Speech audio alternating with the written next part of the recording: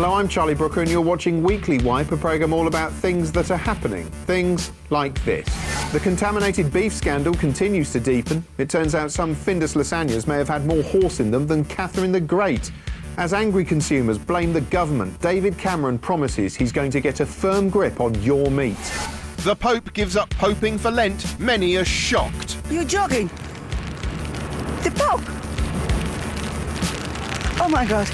A furious God shocked the Vatican and in startling scenes hurled a rock at the planet in response to the Pope stepping down. Or maybe he's just angry about gay marriage. It's hard to tell with God. He's ever so weird. Meanwhile, this roof indicates Barclays will elect the new Pope. And in astonishing scenes, David Beckham forgets his kit and is forced to do his thrilling new advert in his pants. That is the kind of thing that's been happening. But we start here.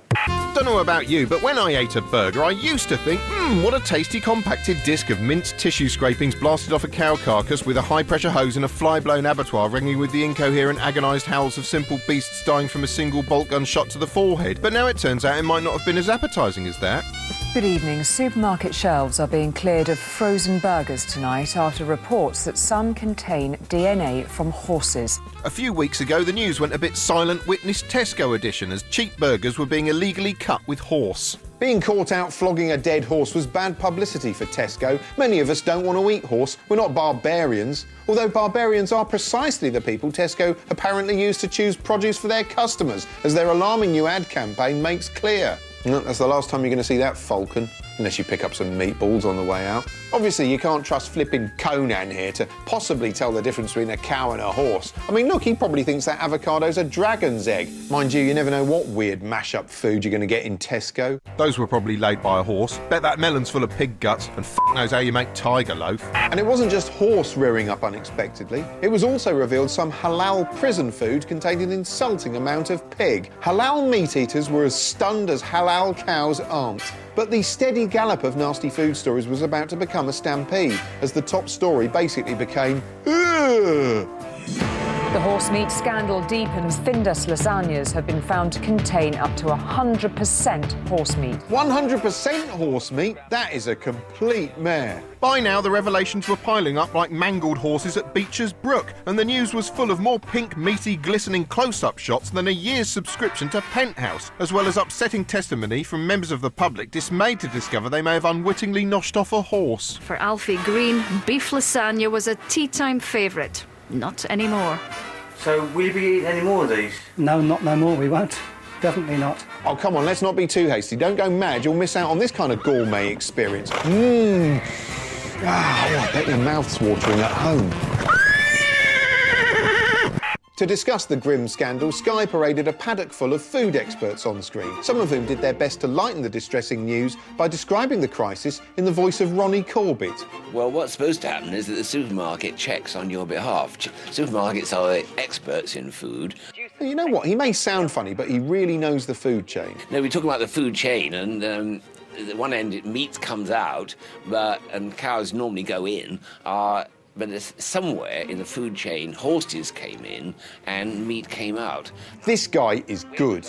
This whole thing has been a PR disaster for Findus, which is a shame because their lasagnas always look really nice in the lovingly shot adverts. I mean, look at that, no hooves sticking out of it or anything. That's it, son, eat your horse, giddy up. In the pre-horse meat scandal days, Findus used to run an impressively chic advert for their gourmet range. Created by a suave French chef. Candles, wine, music, and the secret weapon. A recipe from Jean-Christophe Novelli himself. Yes, Jean-Christophe Novelli used to be the credible face of Findus lasagna, prepping the food in a notably horseless kitchen.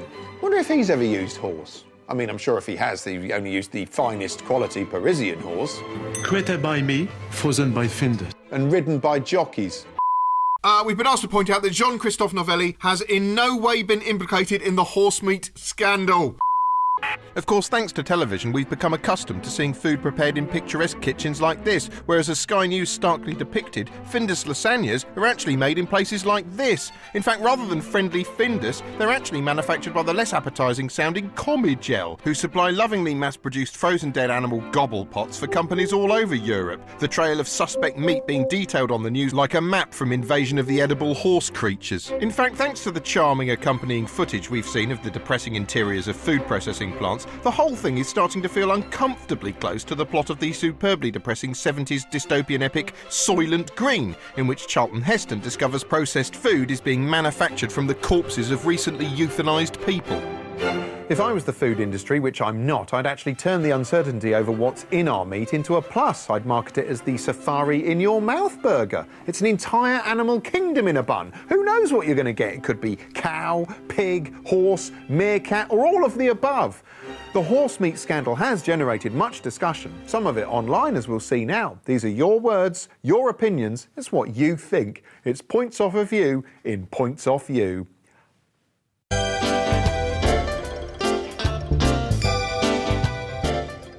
The news that horse meat has been found in beef products has made many people very angry. For instance, Muso felt driven to visit Yahoo to ponder, I wonder who has been tampering with it. I think we might find out it's related to immigrants. I think you'll find the horses were immigrants, Romanian immigrants at that, coming over here taking British cows' jobs. Food Minister David Heath popped up all over the news to reassure consumers, urging them not to needlessly throw meat away, a sentiment that annoyed Sam, who went to the BBC News site to say, how dare the government tell us what we can and cannot do? If I want to bin meat, that is my choice, my right. I'm half tempted to ruin lots of meat to make a point. Well, good luck with that, Sam, although I'd say you'd be hard-pressed to make the point any more cogently than you just did. The BAFTAs were held on Sunday, which made for glittering and exciting viewing. Helen Mirren's shocked and stunned everyone watching with a snazzy new pink hairdo.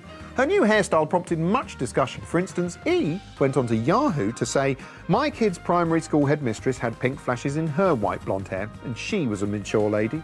She was a fantastic headmistress and led the way with her mantra, in a multicultural school, that everyone was special. Individual creativity was applauded and there was no school uniform. The school had excellent discipline and great results. School uniforms stifle individuality and creativity. Food for thought there. Although I'm not sure it's entirely relevant to the topic under discussion here. Thank you anyway. P, meanwhile, similarly expressed admiration for Helen's hair, stating simply, defo worth a bang. Oh, P, you are a card. The One Show usually has these guests, like someone off Waterloo Road or a bloke who knows shitloads about the history of tarmac. But the other day, there was this bald bloke on, and I was across the room, and I thought, oh, it's Jesper Carrot. Maybe they're doing Golden Balls again.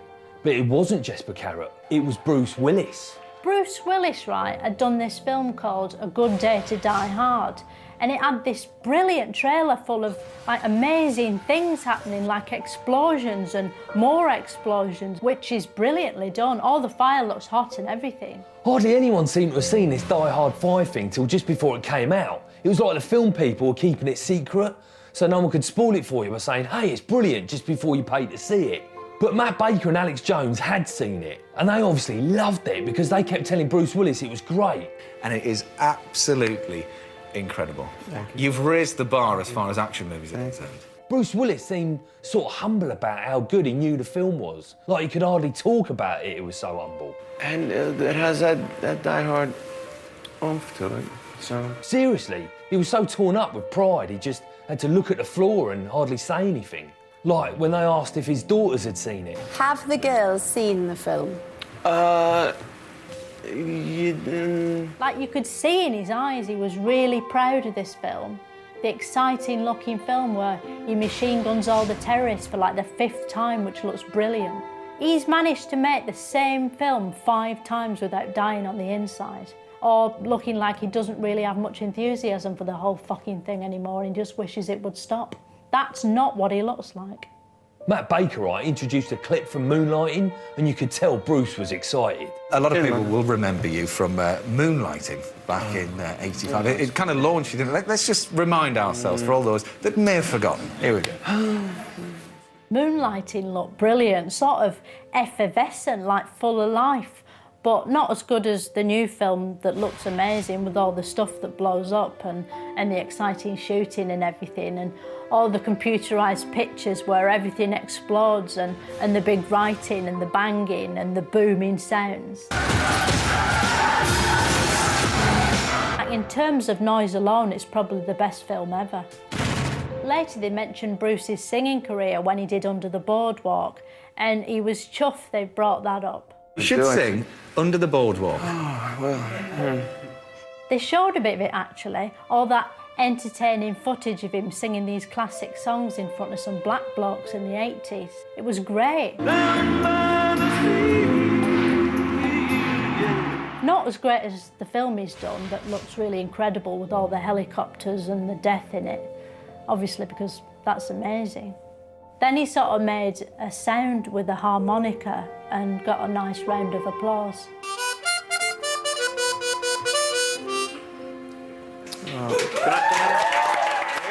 And I thought, oh, he must have overcome something. That's why they're being nice.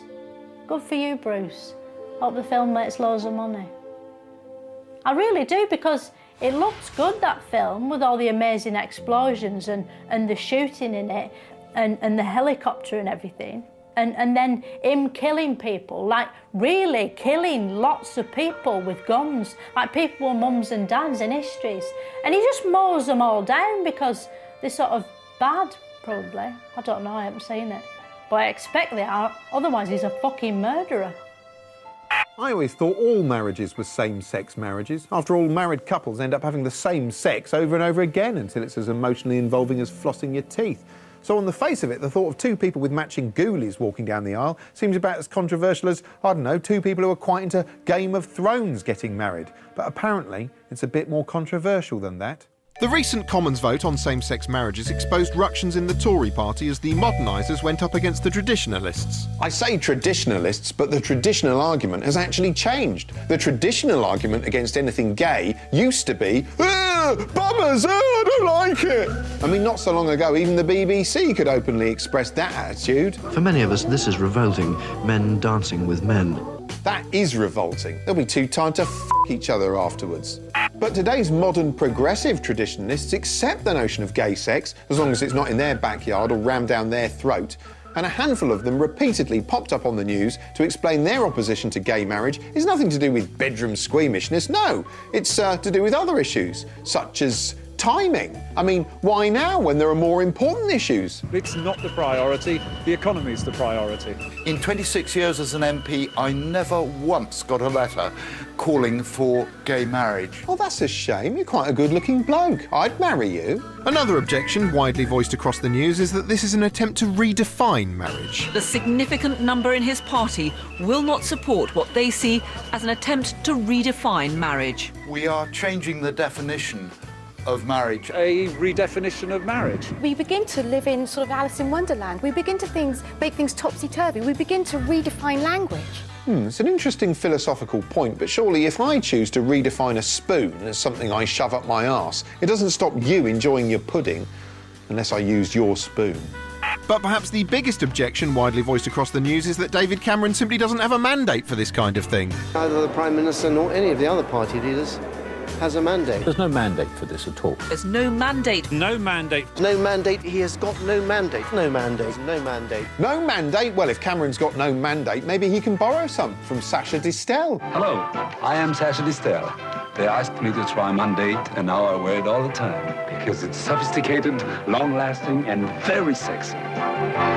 This is not fiction. This time it's for real. Mandate sings my songs. Not just a fun thing, like some kiss and run thing. Forever was part of it. Mandate speaks my language. Yes, as this masculine and evocative ad artfully demonstrates, mandate is the sole reserve of heterosexuals. And when I'm relaxing, need I say more? It's all right, she's my wife. Oh, thank God for that. I thought it was your husband. And you don't have a mandate for that, you mucky Frenchman. Mandate says a lot for a man.